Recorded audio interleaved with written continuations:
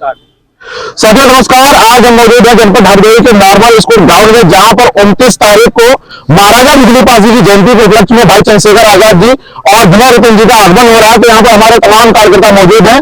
तो मैं इनसे पूछना चाहूंगा कि ये जो जनसभा हो रही है, ये प्रोग्राम हो रहा है, किस पर्पज से हो रहा है, कितनी संख्या में यहाँ पे लोग आएंगे और कहाँ से आएंगे। तो हमारे साथ बहुत सारे ऐसे लोग हैं, तो जो भी साथ हमसे जुड़े हुए जल्द इस वीडियो को शेयर करते रहे। देखो, मैं बताना चाहूंगा कि यार हमारे साथ जो तमाम ऐसे साथी मौजूद हैं कि जी भैया बताओ आपका क्या नाम है?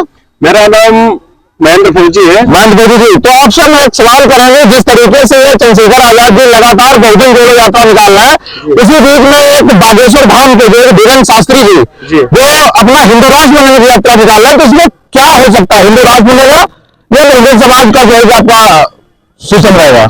जो बागेश्वर बाबा हिंदू राष्ट्र का सपना देख रहे हैं, ये मरते दम तक जो है कभी भी इनका पूरा नहीं हो पाएगा। बहुत बहुत धन्यवाद। और इसी साथ हमारे साथ जुड़े भैया जी, क्या नाम है आपका? जी, मेरा नाम विपिन कुमार है। मैं तहसील सवाजपुर उपाध्यक्ष हूँ।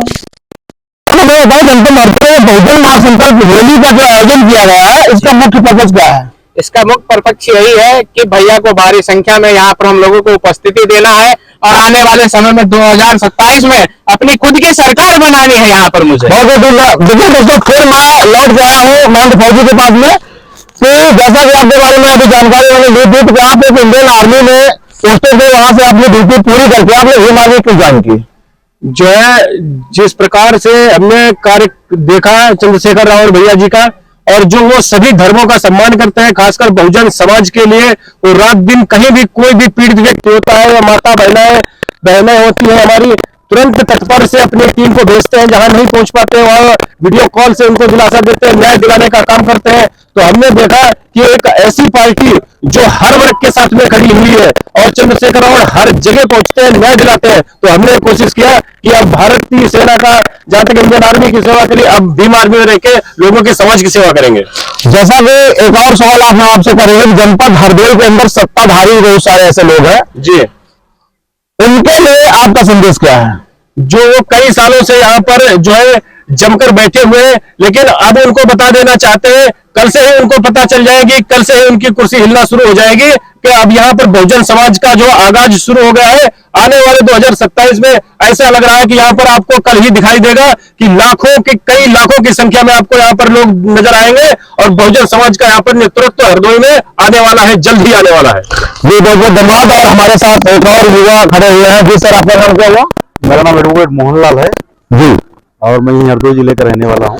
सर एडवोकेट मोहनलाल जी, यहाँ पर मैंने देखा है कि सोशल मीडिया के माध्यम से लगातार जनपद हरदोई में लोगों की हत्याएं हो रही, रेप हो रहे हैं, और यहाँ का प्रशासन जो है कि अपने समय से पहले या अपने जो कार्य क्षेत्र में FIR नहीं दर्ज हो रहा, उस पर आपका संदेश क्या है?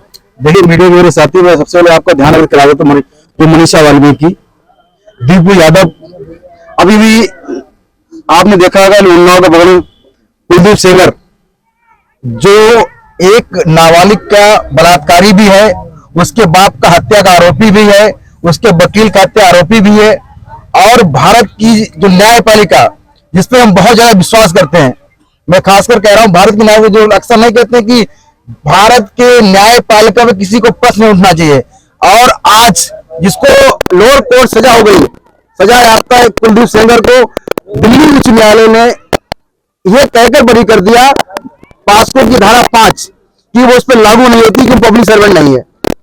तो मैं कहता हूं ये भारत की न्यायपालिका, भारत के संविधान पर बहुत बड़ा प्रहार है। एक तरीके से संविधान की हत्या कर दी गई है। कुलदीप सेंगर जैसे धूर्त अपराधी, बलात्कारी अगर ऐसे घूमेंगे तो मैं ये समझता हूं कि भारत में अब कोई बहन बेटी सुरक्षित नहीं है और भारत में अन्याय नहीं बचा है। सभी थोड़ी देर के लिए मैं एजुकेशन की बात करता हूँ। जैसे कि बहुत सारे ऐसे बयान आते हैं कि भीम आर्मी में जो है कि अनपढ़ गवारों का संगठन है। तो सबसे पहले मैं बताऊंगा कि फौजी जी, आप इंडियन आर्मी थे? जी जी सर, आपकी एजुकेशन क्या है? मैं MSc एमएड LLM हूँ। जी भैया, आपका नाम क्या है? रोहित सिंह। आपका एजुकेशन क्या है? Sir B.Ed BSc। जी भैया, आपका क्या नाम है? विपिन कुमार गौतम, हाई स्कूल है। High school. तो ये एक सबसे बड़ा जो है कि संदेश उन लोगों के लिए है जो कहते हैं कि भीम आर्मी में सिर्फ दबे कुचले और अनपढ़ गवारों का संगठन है, तो देखिए आंखें खोल कर देखिए, यहाँ पर वकील भी मौजूद है, यहाँ पर इंडियन आर्मी के भी लोग एजुकेटेड, और दूसरी बात जो लोग कहते हैं ना कि भीम आर्मी के लोग नीले कबूतर हैं, तो उनके लिए सर आप क्या कहना चाहते हैं? देखिए, बात नीले कबूतर की नहीं है, बात हमारी मानसिकता की है, हमारी मानसिक गुलामी की है।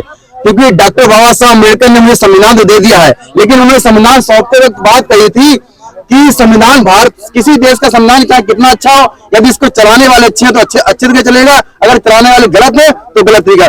उसी मानसिकता के हिसाब से वो लोग मुझे आज भी, चाहे हम लोग डॉक्टर हो जाए, इंजीनियर हो जाए, मुझे नहीं समझते हैं। इसलिए क्योंकि हम लोग बाबा साहब के अनुयायी, नीला अंगूठा डालते इसलिए नीला कबूतर रहते हैं। तो वही चंद्रशेखर ने घाटापुर में कहा भी है कि सुनो, मैं ये नीले कबूतर नहीं है, डॉक्टर बाबा साहब अम्बेडकर नीले बाज हैं।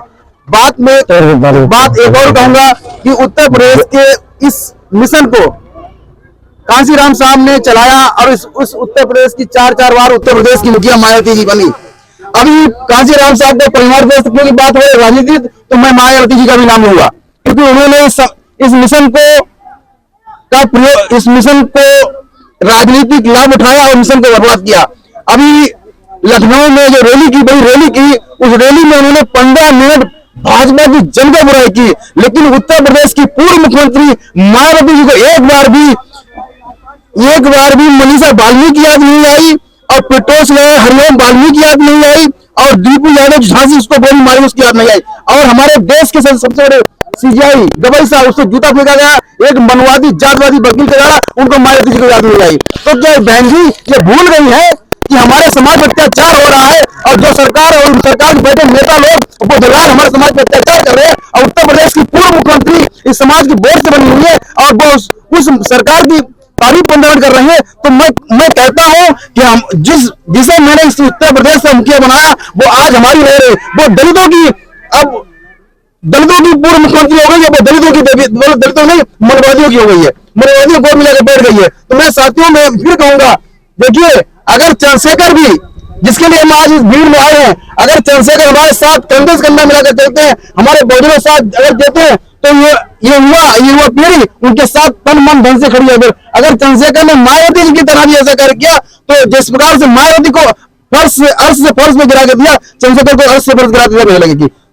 क्योंकि मैं बात बिल्कुल सच कहता हूँ, सही सत्य कहता हूँ, क्योंकि जब भी हमारे समाज को, दलितों और पिछड़ों को वोट के नाम पर सिर्फ उनका वोट लूटा गया है, उनके वोट के लूट के लोग प्रधानमंत्री, मुख्यमंत्री और सांसद विधायक बने। जैसे वोट उनका ले लेते हैं, उसके बाद धन्ना से दलाल गुलामों की लगातार एंट्री हो जाती है। तो मैं कहूंगा, क्योंकि हमारे लोग सत्य बोलना चाहते नहीं और पब्लिक सत्य सुनना नहीं चाहती है। तो साथियों, जय भीम, जय संविधान, जय जवाहर। और डॉक्टर विजय साहब हमारे साथ और भी साथी मौजूद है, जो अभी भाई साहब ने कहा कि मायावती जी अभी जो 9 अक्टूबर को जो है कि लखनऊ में जो मीटिंग की है, उसमें जो बहुजनों की जो मसीहा कहने जाने वाली मायावती जी, वो एक बार भी बहुजन समाज के कई हत्या और कई मामलों पर आवाज नहीं उठाई, लगातार भारतीय जनता पार्टी को सपोर्ट करी। कहाँ तक ये चीजें सही है?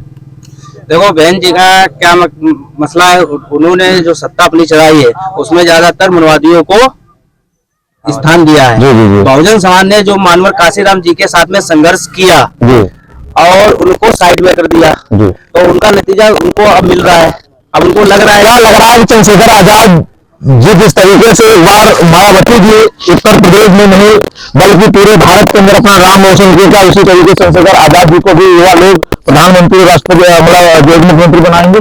जी जरूर। कल ये निर्धारित हो जाएगा हरदोई की धरती से कि 2027 का सीएम कौन होगा, हमारे चंद्रशेखर भाई ही होंगे। और हमारे साथ बड़ा खड़े हैं, क्या नाम है आपका? हमारा नाम हरिशरण आजाद जी है। आज आप हरदोई किस लिए आए? हम लोग आए हैं इस ग्राउंड में देखने, और हमारे माई एडवोकेट चंद्रशेखर जी आ रहे हैं, और उसके लिए हम लोग सभी लोग मेहनत कर रहे हैं, और भारी से भारी संख्या में आएंगे, और उनको 2027 में मुख्यमंत्री का चेहरा हम लोग देखना चाहते हैं और बनाएंगे। 2027 का चुनाव बहुत जो है कि नजदीक आ चुका है। क्या आप जनपद हरदोई की राजनीति में कुछ बदलाव ला पाएंगे? भैया थोड़ा आप आइए। क्या नाम है आपका? मेरा नाम धर्मेंद्र कुमार घोटा है। जनपद हरदोई की राजनीति, जहाँ से लोग राजनीति करना सीखते हैं, क्या लगता है कि आप यहाँ की राजनीति में कुछ बदलाव कर पाएंगे? देखिए, ये कहने की बात नहीं है। और रही बात बदलाव की, ये कल जो हरदोई में जो मनोवादी सत्ताधारी जो लोग बैठे हैं ना, कल कल के आज से उनके पेट में जो है खाना नहीं पचेगा। और जैसे ही हमारे माननीय बड़े भाई एडवोकेट चंद्रशेखर जी जो आएंगे, कल आगमन हो रहा है, और ये कहने की चीज नहीं है कि आप भी जैसे कि देख रहे होंगे, और यहाँ की जो जनता है गांव गांव में जो भीम आर्मी टीम ज्यादा करके जो मेहनत कर रही है, क्योंकि जनता के अंदर ये देखा गया है, नई युवा पीढ़ी जितनी भी है, जैसे कि अभी एक सवाल हुआ था बहन जी को लेकर के, मैं भी कहना चाहता हूँ कि देखिए बहन जी ने चार बार हमारे उत्तर प्रदेश की सरकार में रही हैं, और जो है रही बात, उन्होंने जिस तरीके से आज वो नीचे गई हैं, तो आज वो मतलब उनको दर्द हो रहा है कि अपने पदाधिकारियों से कह रहे हैं कि मतलब हम नीचे क्यों गए। मैं उस बात पे बहुत जो है बात करना चाहूंगा। देखिए सर, बात यह है कि जिस टाइम पर जब तक 1585 की बहन जी ने जब तक लड़ाई लड़ी है, बहन जी सत्ता में रही है और उनकी ताकत भी रही है। जब से उन्होंने मनवादियों को अपनी कुर्सी पे बिठाया, मनवादियों को ताकत उन्होंने उनकी सत्ता में दे दी, जब से बहन जी को जो नीचे जो है मनवादियों ने गिराया है। और हमारे बड़े भाई चंद्रशेखर जी जो है, उनका कहना है कि मनवादियों से लड़ो, मनवादियों के साथ समझौता मत करो। और मैं इसी बात को लेकर के मैं अपने समाज से, अपनी जनता से, भारत देश से कहना चाहूंगा कि जब तक हम लोग एक ताकत नहीं बनाएंगे, मनवादियों को मतलब जो है अलग नहीं रखेंगे, मनवादियों को बीच में लाए, तो चंद्रशेखर भी आगे बढ़ नहीं पाएंगे। मैं इस मीडिया के माध्यम से मैं अपने बड़े भाई चंद्रशेखर जी के लिए भी कहना चाहूंगा कि जब तक हम लोग बिल्कुल भी मनवादी जितने भी लोग हैं, हम लोग उनको मिलाने का काम नहीं करेंगे। और मनवादियों को रही बात है कि जब से भीम आर्मी जब से भारत में और विश्व में मतलब मान के चलिए सभी जिलों में जो है भीम आर्मी है, अगर कहीं पर कोई अत्याचार होता है, कहीं पर किसी के साथ शोषण होता है, तो भीम आर्मी ही आज के टाइम पर अगर किसी की मदद करने जाती है, किसी के जो है न्याय दिलाने जाती है, तो आज भीम आर्मी जाती है। अगर बहुजन समाज पार्टी के लोगों को फोन करो तो बहुजन समाज के लोग कहते हैं कि मैं सत्ता में नहीं हूं। अरे मैं उन लोगों से पूछना चाहता हूं कि आप अगर सत्ता में नहीं है, आप लोगों से मदद मांगी जाती है सत्ता में नहीं, जब तक आप सत्ता में आएंगे तब तक तो हमारी जनता मार दी जाएगी। इसीलिए हम लोग चंद्रशेखर भाई के साथ है, और मत जब तक सांस है अपने अंदर, तब तक चंद्रशेखर भाई का साथ देंगे, और 2027 में चंद्रशेखर भाई को उत्तर प्रदेश का सीएम भी बनाएंगे। जय भीम। ठीक है।